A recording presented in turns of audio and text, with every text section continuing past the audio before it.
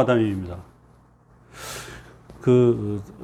작금의 정치 상황을 보면은 참 어떻게 보면 좀 혼돈이라 할 수 있겠지만은 뭐 저는 윤석열 대통령이 잘 해나갈 거라는 그런 뭐 희망이 있습니다. 예, 그런 희망이. 단지 조금 아쉬운 게 있다면은 문재인을 빨리 감옥으로 보낼 생각을 안 하고 뭐 또 뭐 경호를 뭐 어떻게 한다는데, 그리고 무슨 그 협치의 신호라 하는데, 글쎄요, 더 지켜봐야겠지만은 그거는 별로 저는 뭐 사실 기분이 별로 좋지 않습니다. 예.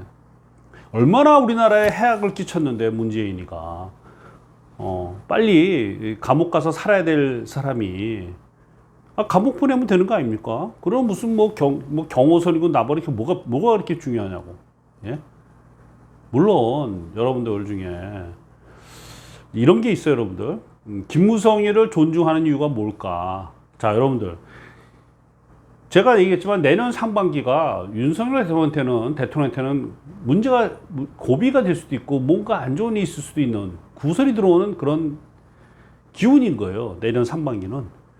자, 내후년에 국회의원 선거에서 더불어민주당이 저는 크게 참패할 거라 봐요. 크게 참패할 것이다. 그렇게 본다면은 내년이 더불어의 마지막 극성 시대라는 거예요. 마지막 입법 독재의 시대다. 그렇다면은 국회의원석이 지금 현재 더불어하고 정의당하고 기타 등등 그 좌파 무리들 쫙 합치면 180석 정도인데, 여기다가 한 20석 정도 오면요, 제가 볼 때는 뭐 탄핵도 뭐 가능하지 않겠느냐. 거기에 우리가 믿지 못하는 게 이준석이나 유승민 같은 사람들 믿지 못하지 않습니까? 여기서 김무성이의 중요성이 있는 거예요, 여러분들. 김무성에 대해서 안 좋게 생각하는 사람들 엄청 많아요, 우파 중에서. 저도 뭐 그렇게 좋게 생각하지 않습니다. 그렇지만 이 전략이라는 게 있어요. 전략의 좀 측면에서 볼 때는 막 김무성이한테 뭐라도 한 자리 줘서 그래도 일단 끌고 가는 것이 내년 상반기를 대비해서 나쁘지 않은 전략으로 좀 봅니다, 개인적으로. 그거는 제가 또 이제 시간 날 때 또 이제 풀기로 하고, 김무성이나 기타 등등에 대해서. 오늘은 많은 사람들이 사주학을 미신이라고 생각을 합니다. 많은 사람들이. 근데 절대 그렇지 않아요. 절대로 그렇지 않다. 제가 25년 공부하면서 5만 명이 넘는 사람들을 사주를 본 결과 미신이 아닌 거예요. 정확히 맞아떨어지는 학문이 바로 명리학이라는 겁니다, 여러분들. 제 말에 의문이 가면은 제가 가장 최초로 올린, 제가 3년 전에 동영상 가장 최초로 했을 때 올렸던 아베 신조 풀이를 한번 꼭 보시기 바랍니다. 아베 신조. 그 당시에는 아베 신조가 굉장히 파워풀할 때였어요, 도쿄에서. 그쵸? 수상으로. 근데 이미 그 당시 제가 그 동영상에서 뭐라 했냐? 아베우는 이제 끝나간다.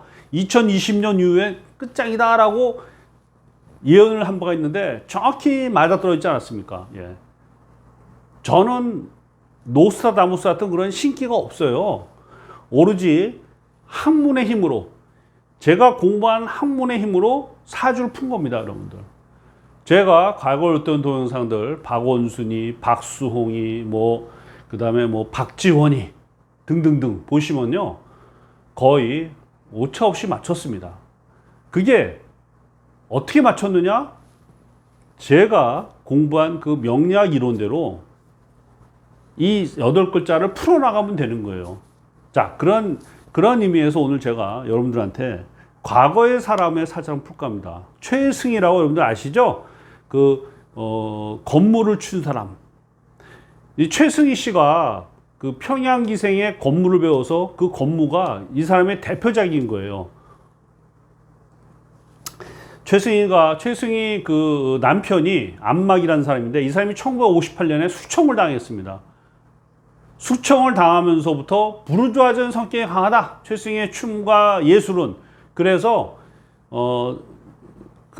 북한에서 이것이 다 삭제되고 없어졌는데, 여러분들 유튜브 한번 체크해 보시면은 최승희의 춤, 최승희의 무용, 최승희의 건무 하면요, 그 유튜브 동영상 하나 있어요.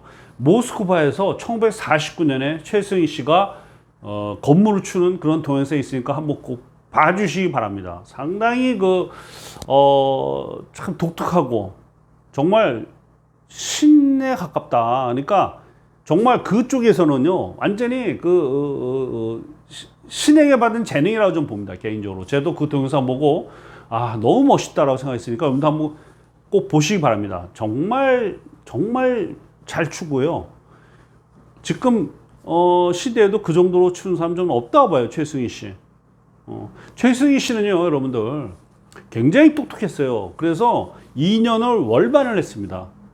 그래서 졸업을 2년 남보다 했기 때문에도 자기가 원했던 학교를 잘 가지를 못했어요. 왜? 나이 미달, 연령 미달로.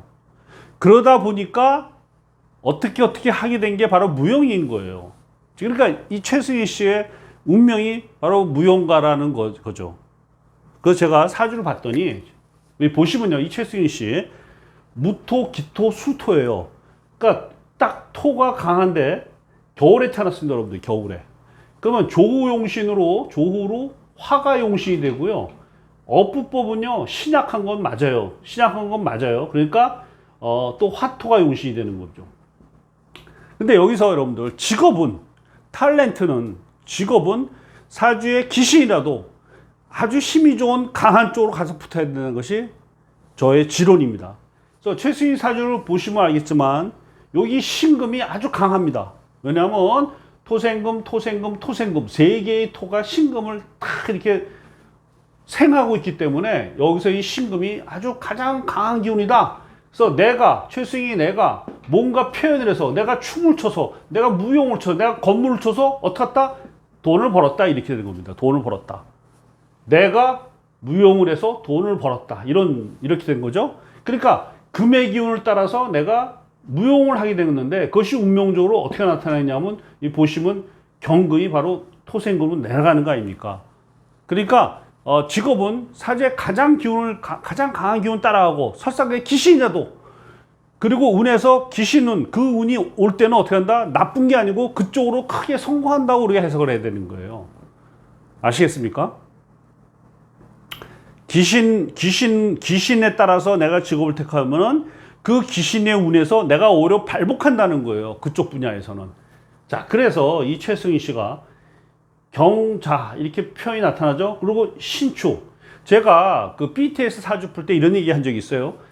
이게 이쪽에 하면 상관인데 상관에서 재성이 이렇게 오른다. 이건 뭐다? 바로 아이돌 사주라는 거야. 아이돌 사주. 그러니까 최승희 씨 사주를 보면 아이돌 사주라는 거예요. 아이돌. 그리고 14세에 신금, 무토생금, 신금이 오니까 그리고 축토가 바로 용신이죠. 축토가. 그래서 14세 이후에 무용 쪽으로 두각을 나타냈다. 그래서 일본 유학을 갔어요. 일본 유학에 가서 두각을 나타냈어요. 나타내가지고 그 일본인 스승이 잠대도 뿌리치고 한국에 와서 서울에다가 무용 학원도 차리고 그런 활약을 했습니다. 예. 그러다가 여러분들 최승희 씨가 1950년 6.25 터지자마자 남편 안마기를 따라서 월북을 합니다. 이 최승희가 1911년생이니까 39세에 월북을 하게 되는 거죠. 39세에 요렇게 4, 5, 6, 7 묘에서 월북을 합니다. 묘에서요. 월북해서 어떻게 했냐면 초기에는 대대적 환영을 받았습니다. 예. 그리고 그쪽 세계에서는 가장 찬란하고도 그리고 가장 존중을 받는 그런 훈장도 받고요. 또 그렇게 불려졌습니다. 아주 각광을 받았죠. 그때가 언제냐 바로 이 묘에서 각광을 받은 거죠. 39세 월북해서 북한에서 떠올랐다. 이때가 바로 묘입니다. 묘가 하면 어떻게 되냐면 이게 묘술 화국이 돼요. 묘술 화국. 그러니까 용신은 화로 바뀌기 때문에 받을 복으로 내가 크게 성공했다 이렇게 봐야 됩니다. 크게 성공했다. 그리고 44세부터 또 3년간은 갑목으로 갑갑토로 해서 이 귀신 갑목이 용신 기토랑 합쳐서 용신 기토로 바뀌는 거예요. 그래서 북한에서 상당히 그 최고조의 무용가로 이름을 떨쳤다라고 봐야 됩니다. 이름을 떨쳤다. 근데 1958년 남편 안막이 그 수청을 당합니다. 수청을 당하면 때 이 최승희 나이가 몇 살이었냐면 58이니까 47에 수청을 당하는 거예요. 자, 언제죠? 바로 진토대운에서 수청을 당했습니다. 남편이. 더불어서 최승희도 같이 수청을 당한 거예요. 최승희도.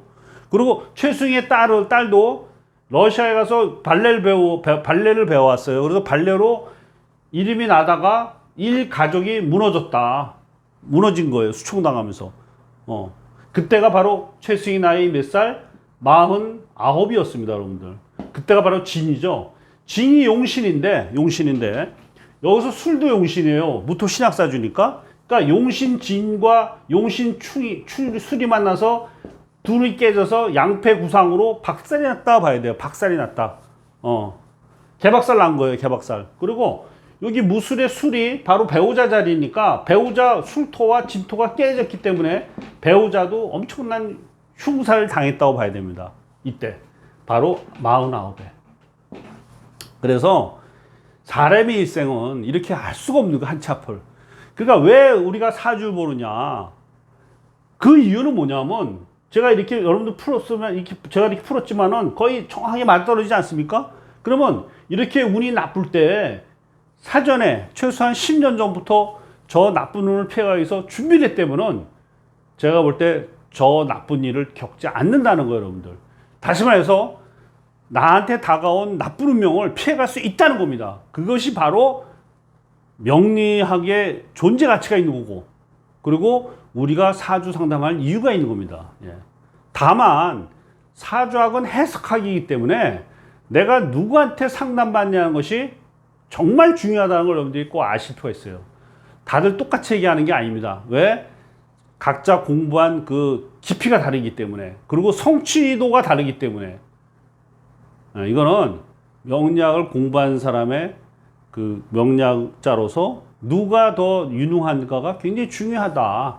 마치 의사도 우리가 수술 받을 때 정말 잘하는 사람 찾아가야듯이 사주 상담, 철학 상담도 똑같은 겁니다, 여러분들. 예. 가장 잘하는 사람한테 찾아가야 된다. 그럼 잘하는 게 뭐냐? 얼마큼 잘 맞추냐 하는 겁니다, 여러분. 그거는 간단해요. 지금은 웬만한 무당이나 이런 명리학자들이 웬만하면 다 유튜브를 하고 있어요. 웬만한 사람들은. 그럼 여러분들이 거기서 실제 사례를 푸는 사람들, 실제 정치인하고 이런 사람들이 얼마큼 맞췄냐만 따져보시면 되는 거예요. 근데 안타깝게도 유튜브에 있는 사주 동영상 보면요, 실제 이렇게 저처럼 정치가라든가 이런 배우들, 이런 사주를 푸는 사람이 별로 없어요. 별로 찾기 힘듭니다. 예. 아주 극소수고 대부분이 허황한, 정말 장황한 사주 이론만 얘기하는 거예요. 여러분들, 사주 이론 열심히 든다고 사주 공부 잘하는 거 아닙니다. 예? 뭐 상관이 어떻고 한 시간 떠듭니다. 식생이 어떻고.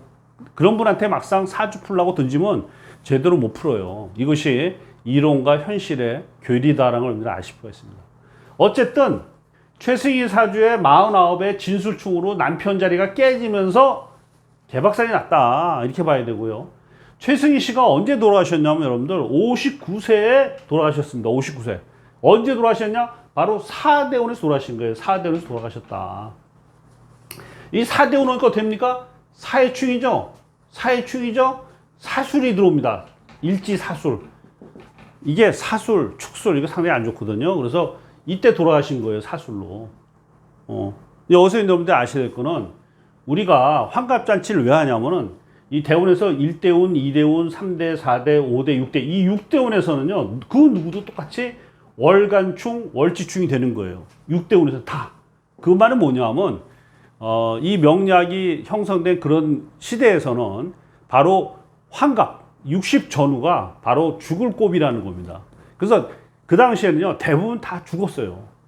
지금은 왜 안 죽느냐? 간단해요. 의학의 발달이 수명을 연장을 시켰다라는 거예요.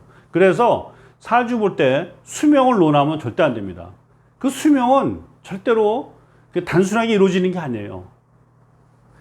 자, 그래서 최승희 씨가 뭐 만일에 미국에 살았다면 제가 볼 때는 아마 돌아가시지 않았을 거예요. 근데 북한에 살았기 때문에 열악한 북한에 살았어요. 안타깝게도 64세 이후에 좋은 자기 용신인 병호가 오면도 불구하고 이 사술의 고비를 넘기지 못하고 여기서 돌아가신 거예요. 사술의 고비를 넘기지 못했다. 우리가 살면서 아주 좋은 운이 목도했을 때일수록 조금 더 근심하고 조금 더 신중하게 그렇게 행동해야 되는 이유가 뭐냐?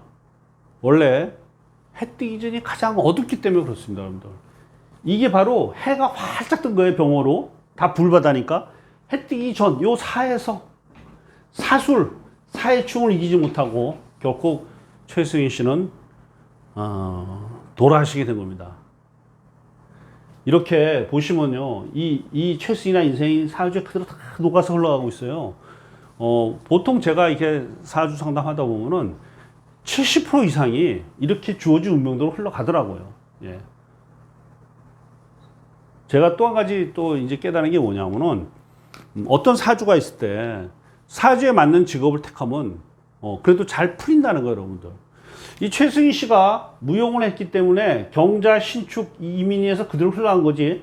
사실은 이 사주에 볼 때는 운은 잘 안 흐르는 거예요. 운 자체는 별로 안 좋았던 거예요. 이게 다 지신운이었던 거야. 지신운.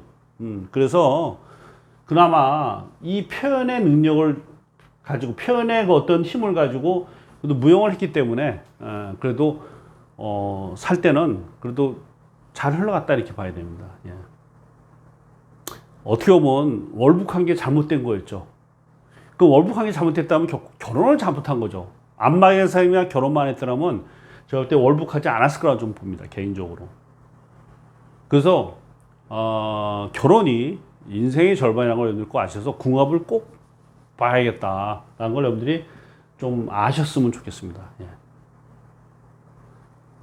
감사합니다, 여러분들. 여기까지 하겠고요. 제가 현재 역학기초 상위반을 운영을 하고 있는데 역학 공부를 좀 하고 싶은 사람은 연락 주시고, 그 제가 당부하고 싶은 거는 공부를 할 거면 6개월 정도는 내가 열심히 공부했다는 그런 마음을 갖고 오셨으면 한다는 게 저희 바람입니다. 예. 감사합니다, 여러분들. 여기까지 하겠습니다. 구독, 좋아요 부탁합니다.